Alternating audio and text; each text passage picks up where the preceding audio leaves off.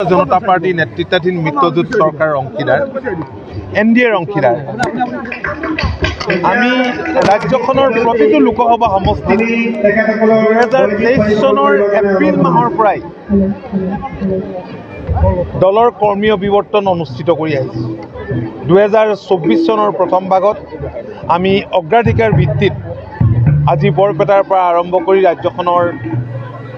কেউটা লোকসভা সমষ্টিত প্ৰায়বিলাক লোকসভা সমষ্টিতে আমি এনে ধৰণৰ বুথ সন্মিলন অনুষ্ঠিত কৰিম যোৱা দিনবিলাকত দলৰ কৰ্মকৰ্তাসকলে কাম কৰিছে আৰু আমি নতুন প্ৰজন্মৰ কাৰণে দুৱাৰ খিৰিকী খুলি দিছিলোঁ গতিকে দলৰ তৃণমূলত যথেষ্ট সংখ্যক যুৱ কৰ্মীয়ে দায়িত্ব লৈছে আজি অগণন ইয়াত আমাৰ কৰ্মীৰ সমাৱেশ ঘটিছে ইয়াত বিভিন্ন জাতি জনগোষ্ঠী ধৰ্মাৱলম্বী লোক আছে আৰু বৰপেটা চাওক কাৰণ দীৰ্ঘদিন ধৰি কংগ্ৰেছ শাসনত আছিল আৰু বৰপেটা লোকসভা সমষ্টিটো এতিয়াও কংগ্ৰেছৰ দখলত আছে কিন্তু কংগ্ৰেছৰ এবাৰ বেলিমাৰ যাব ইয়াৰ পৰা যিগৰাকী লোকসভালৈ প্ৰতিনিধিত্ব কৰিছিলে বৰপেটা লোকসভা সমষ্টিৰ ৰাইজে বহুত আশা কৰিছিলে সংবাদ জগতৰ লগত জড়িত আছিলে সাংবাদিক হিচাপে পৰিচিত আছিলে কিন্তু কি কৰিলে একো নকৰিলে আৰু ইয়াৰ বিপৰীতে নহয় প্ৰাৰ্থিত্ব সম্পৰ্কত আমি এতিয়াও চূড়ান্ত সিদ্ধান্ত লোৱা নাই আমি ছাৰ্ভে কৰিব দিছিলোঁ সেইখিনি চলি আছে আৰু অন্যহাতে ভাৰতীয় জনতা পাৰ্টিৰ লগত চিট সম্পৰ্কত এতিয়ালৈকে আমি কথা বতৰা হোৱা নাই য'তে আমাৰ সম্ভাৱনা বেছি থাকে তাতে আমি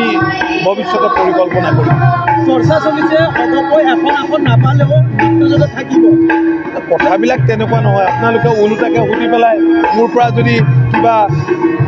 ভাঙোনমুখী বা বিভেদমুখী কথা উলিয়াব বিচাৰিছে মোৰ মুখৰ পৰা তেনে কথা আপুনি কেতিয়াও নাপাব আপুনি যে এনেকৈ প্ৰশ্ন নকৰক লাগে আমাৰ কথা হৈছে যে দীঘলীয়া দিন কংগ্ৰেছৰ শাসনত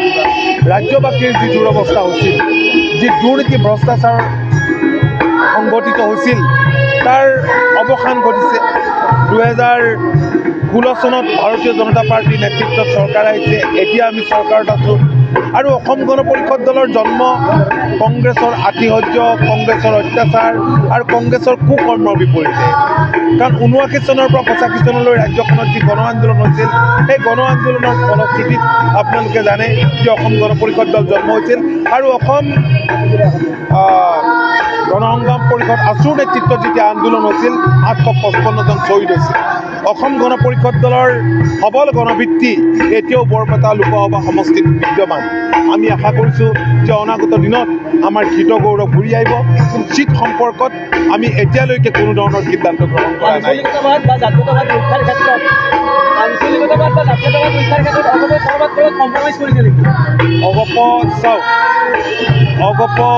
অগপৰ এটা সুকীয়া চৰিত্ৰ আছে ৰাইজৰ তেজেৰে গঢ়া দল কম্প্ৰমাইজৰ কথা নাহে আমি যেতিয়া এনডিএৰ অংশীদাৰ হৈ আছোঁ একেলগে চৰকাৰত আছোঁ সেইটো কম্প্ৰমাইজ বুলি নকয় সেয়া এডজাষ্টমেণ্ট এটা পৰিয়ালতো আপোনালোকে জানে যে নিজৰ পৰিয়ালটোৰ কথা যদি চায় যদি জইণ্ট পৰিয়াল হয় তেতিয়া এডজাষ্ট কৰি চলিব লাগে এডজাষ্টমেণ্ট নহয় কম্প্ৰমাইজৰ কথা ইয়াত নহয় আনখনৰ আপোনালোকে জানে যে অসম গণ পৰিষদ দলে দুবাৰকৈ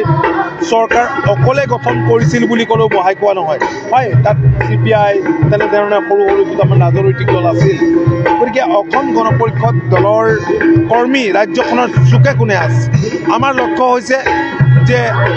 যিসকলে আঞ্চলিকতাবাদত বিশ্বাস কৰে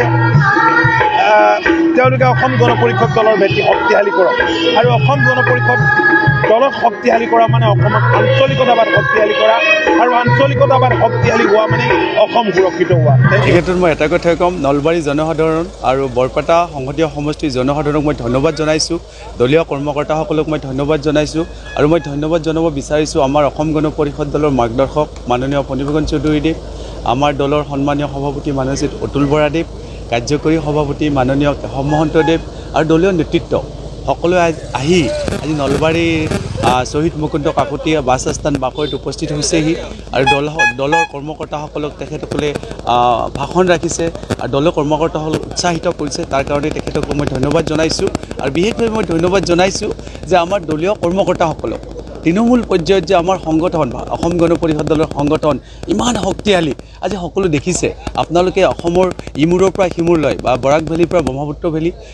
শদিয়াৰ পৰা ধুবুৰীলৈ সুন্দৰভাৱে দেখুৱাবলৈ আপোনালোকে সক্ষম হৈছে আৰু আপোনালোকে স্বচক্ষে দেখিছে 10,000ৰো অধিক লোক আজি সমাগত হৈছে আৰু মই যোৱাকালিও কৈছোঁ আপোনালোকক যে এইবাৰ আমাৰ নলবাৰী যিখন সভা লৈ গৈ আছে বুথ সন্মিলনী ইয়াত 10,000ৰো অধিক দলীয় কৰ্মকৰ্তাসকল একেলগে সমবেত হ'ব আৰু স্বচক্ষে আজি আপোনালোকে দেখিছে আপোনালোকে কৈছে যে হয় 10,000 মানুহ আজি হৈছে স্বীকাৰ কৰিছে আজি আপোনালোকে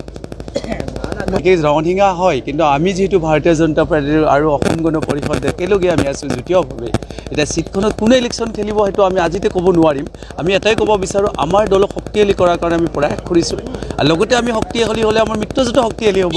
যিজন পাৰ্টী মিত্ৰজোঁটৰ প্ৰাৰ্থী হ'ব তেওঁক জয়যুক্ত কৰিব লাগিলে আমিও শক্তিশালী হ'ব লাগিব হয়নে নহয় তেতিয়া আমি জয়যুক্ত হ'ব পাৰিম সেইকাৰণে আমি ভাবোঁ আমাৰ দলৰ কৰ্মকৰ্তাসকল আজি খুব উৎসাহ পাইছে আৰু ভাল পাইছে